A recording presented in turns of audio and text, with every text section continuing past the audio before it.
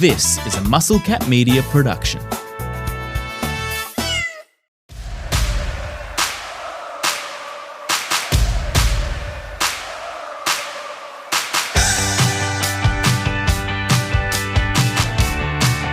Good evening or morning, baseball expats listeners. You will notice that I am not the voice of your usual hosts, Eric and Rolsey. Both are currently predisposed, but in the nature of myself, Spoon, being the perennial glue guy for the pod, I didn't want to leave you all until the weekend pickoff without a little bit of content. This will be... Well, I was going to say it'd be my first time talking to myself, but that'd be far from the case. It'd probably be one of the first times I've done it with a video camera, though, or any evidence of it actually occurring, and not just sort of being my usual mindless rambles that I keep in-house. So bear with me. I've got a few things I'd like to talk through today. And obviously, by the end of it, we're going to come away with a couple of tips as well. We've been going quite well in that department, looking to keep it rolling.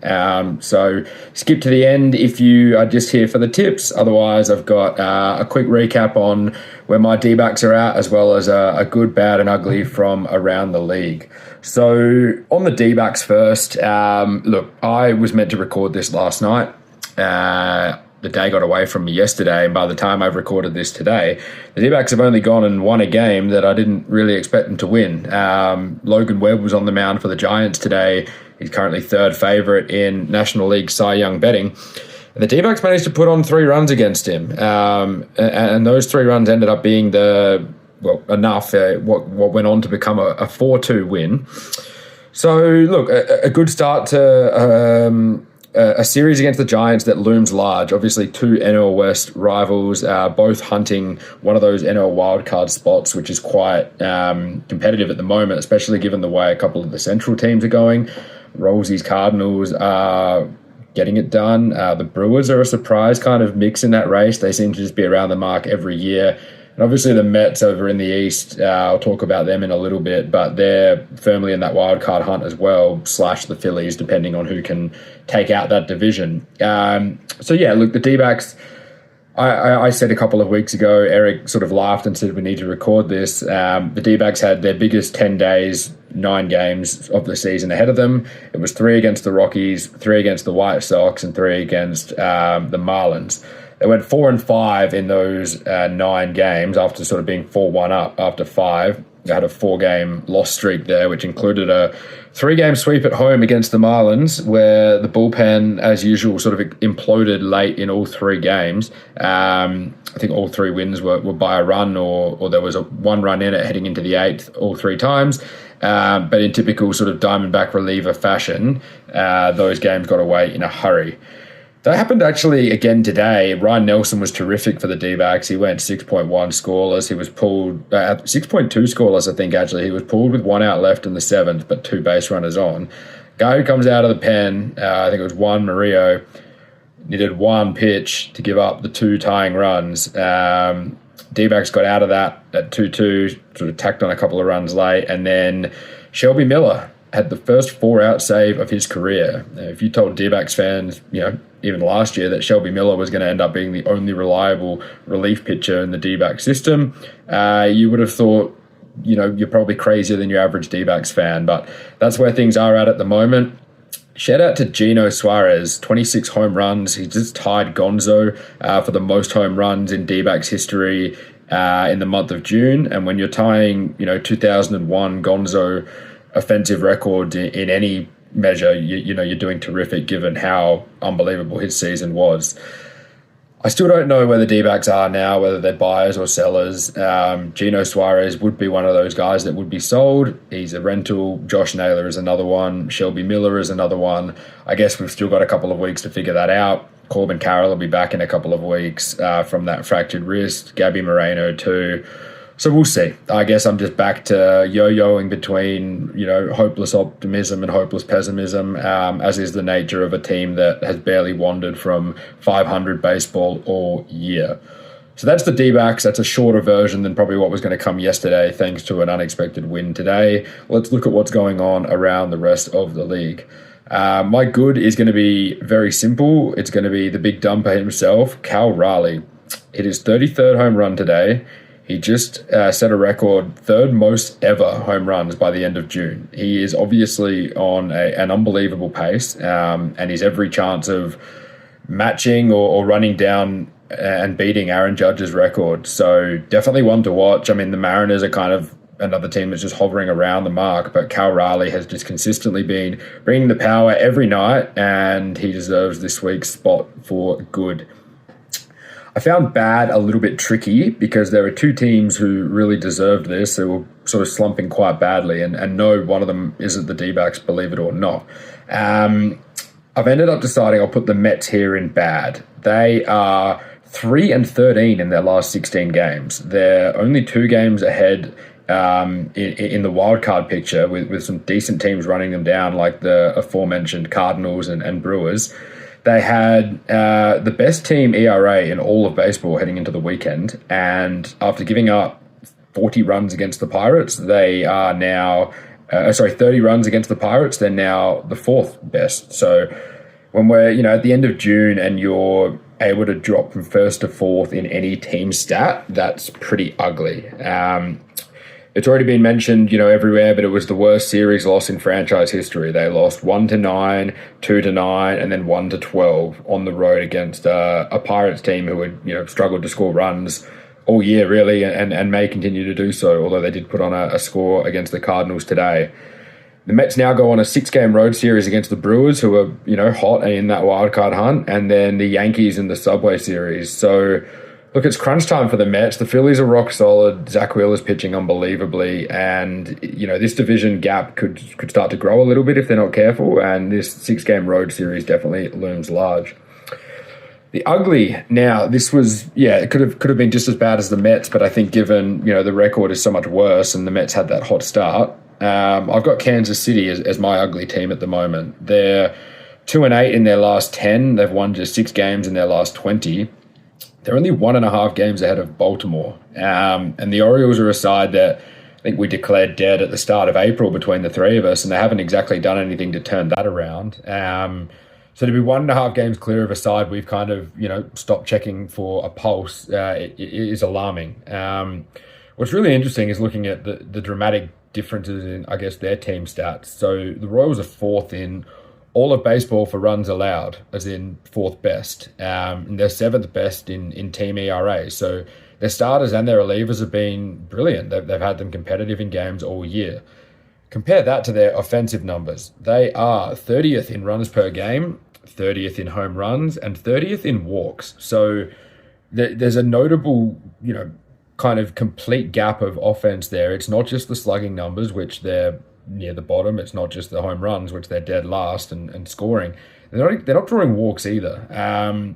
I'd have to do a little bit of a deeper dive and look at their BABIP, so their batted average on balls in play, because sometimes that suggests that guys are hitting the ball hard and they're not finding anyone, and they're not finding any gaps, and that gives you kind of hope for positive regression.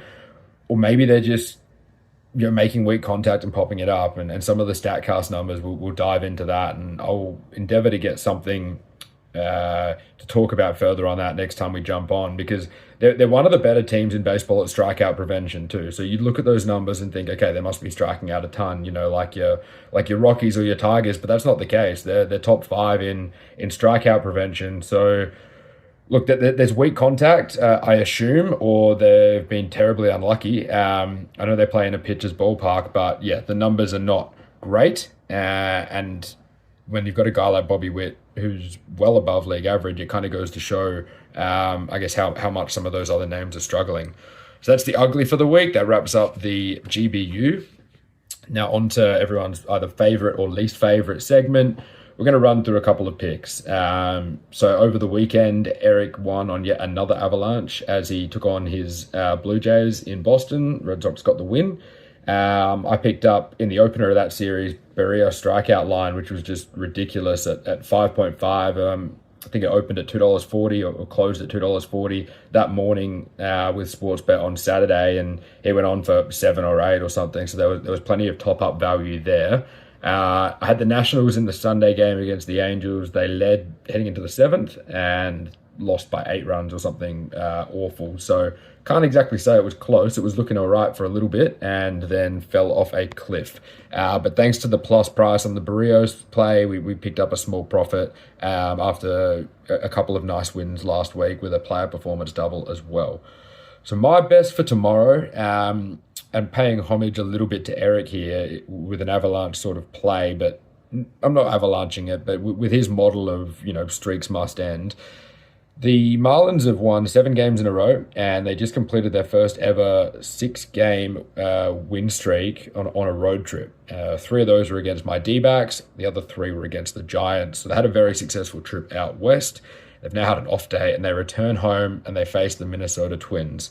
I really like this Twins offense to respond tomorrow. They come off an off day themselves, but last time we saw them was the Sunday Night Baseball game where Tarek Skubal just dominated them. I think he had 12 or 13 strikeouts. They looked completely lost at the plate. But this is a lineup that is full strength now that Buxton and Correa are both in, and I think they look like great value tomorrow. And the way I want to play it is with a player performance double, Joe Ryan, 7 strikeouts, and the Twins to win at $2.75. Joe Ryan is one of my favorite guys. He's got an unbelievable fastball. It generates a lot of swinging strikes. And this is a Marlins team that I think will struggle to sort of catch up with some of the movement on that fastball, and the whiff rate of Joe Ryan should prove supreme. So nice player performance double there at $2.75 for the Wednesday game here in Australia. Looking ahead to Thursday, I really want to try again on Brian Bayo, the Red Sox pitcher. Look, it's been a really interesting year for Bayo so far. His strikeout rate is low. I think it's mid-6s, 6.5 per 9.